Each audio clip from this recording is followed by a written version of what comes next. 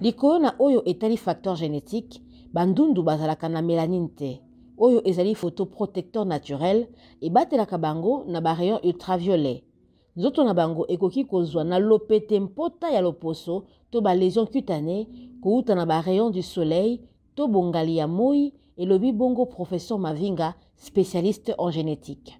Ba étude autosali pour na thèse na biso et la kisiki bango mingi plus de 70%, presque 80% bazana batache wana soki toke na toke pa ba dermatologue toke pa ba spécialiste mususu ba anatomopathologique soki ba prélever moi muke mingi ezaka déjà ba lésion précancéreuse.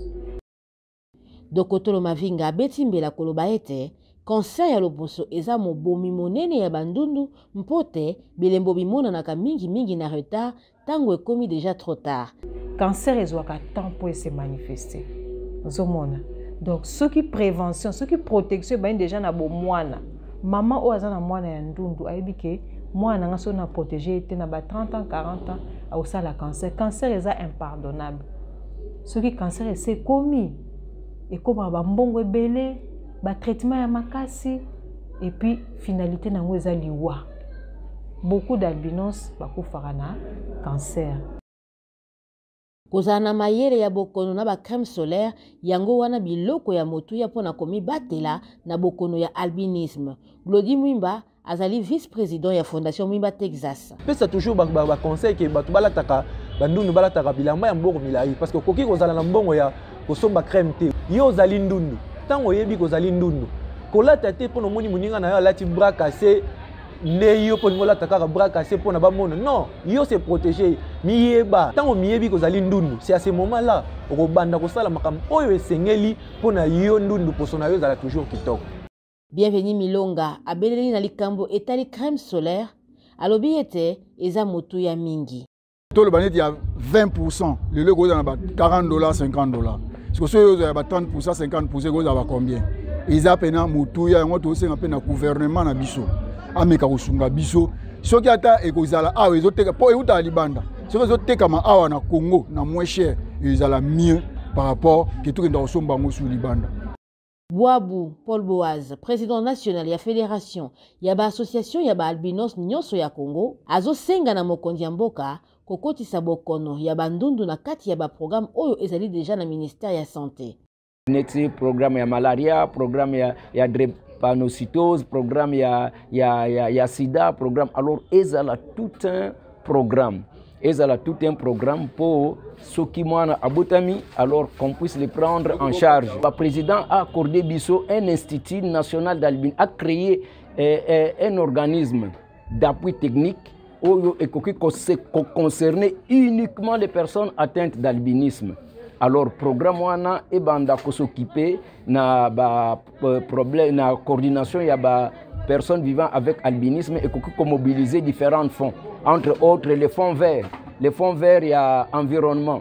Notre pays a 500 millions de dollars par an à cause de l'environnement, disons à cause de carbone oyo ezali ko fournir.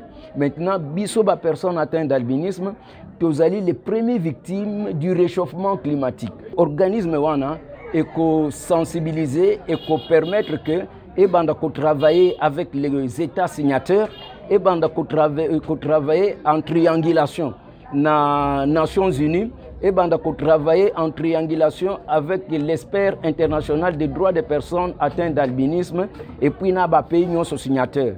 Et puis président Neti Azalaki déjà dans l'Union africaine a créé un institut de réadaptation pour l'albinisme Neti ba institut mususu ya ba handicapé Zalaka.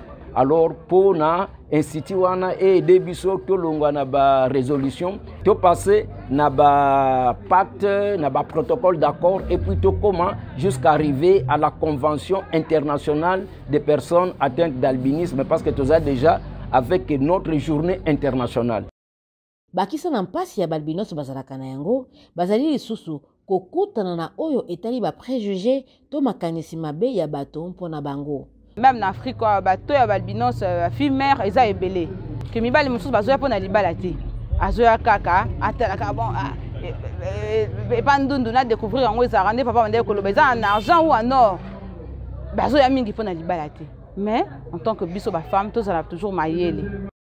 Esengeli koyeba ete albinisme ezali accident génétique oyo euti na baparents mibale oyo bazali na bajeune transmetteur na ADN na bango. Na RDC, 80% ya bandundu bazali chômeur, 75% célibataire selon étude ya professeur Mavinga ya clinique universitaire ya Kinshasa. Nathalie Sekaburo Simurabiye pour na VO Afrique Kinshasa.